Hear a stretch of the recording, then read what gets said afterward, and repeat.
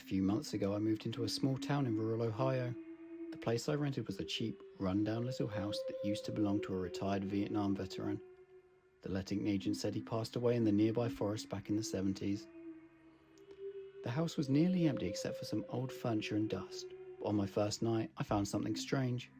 An old folded letter tucked between the sofa cushions. I'm not sure why, but I felt like I had to read it. Here's what it said. I lost my best friend in Vietnam. He said he found paradise. It was a strange day, that last day that I ever saw him. It happened during the Battle of Yau Ting in Vietnam. Damn, that was a brutal, unforgiving war. The terror still clings to me.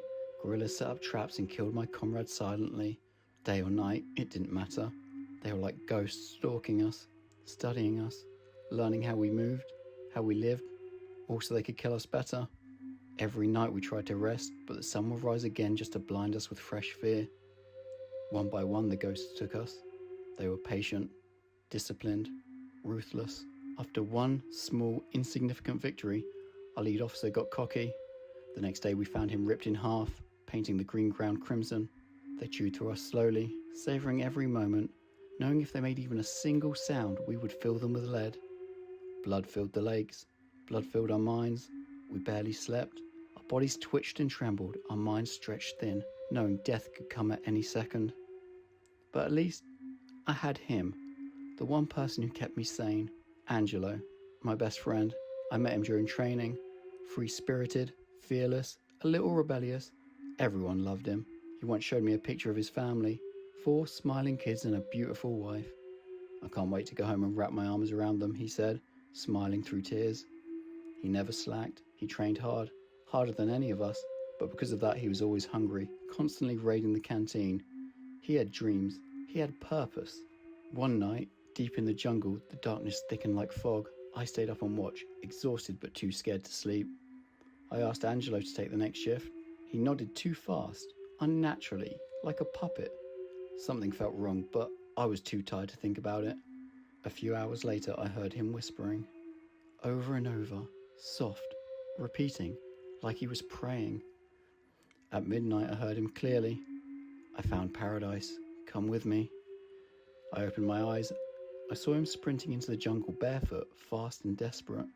I followed, calling his name, but he disappeared into the darkness. Gone. I stumbled back to our tent shaking. His hammock was empty. All that remained was his hanging, chipped dog tags. We couldn't search in the dark. It was too dangerous. When daylight came, we searched in vain. No sign, no blood, no tracks, no Angelo. The war ended years later. I demanded an investigation. The CIA called it MIA, Missing in Action. Some soldiers said he went mad. Others said he tried to escape hell, but his body was never found. When I came home, everything was gone. My family was distant. No girlfriend, no friends, nothing. I tried drinking. I tried drugs. Nothing numbed it.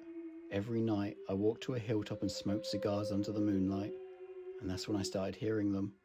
Voices, soft and promising, whispering through the stars. Follow us. They opened my eyes. They showed me. Angelo was right. He found paradise. I followed him there. You should too. When I finished reading the letter, I took a picture of it to show my friends, and I laughed it off. Crazy old soldier stuff, I thought.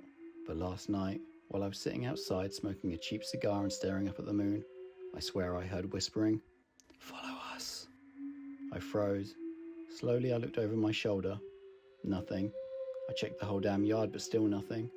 Then I muttered to myself, holy crap, this place is haunted. I slipped the old letter back exactly where I found it. I didn't want anything to do with that paranormal crap. A week later, I packed up and moved to a different town. But even now, I can't shake the feeling. I still haven't had a decent night's sleep since. But at least, I'm starting to see his truth now.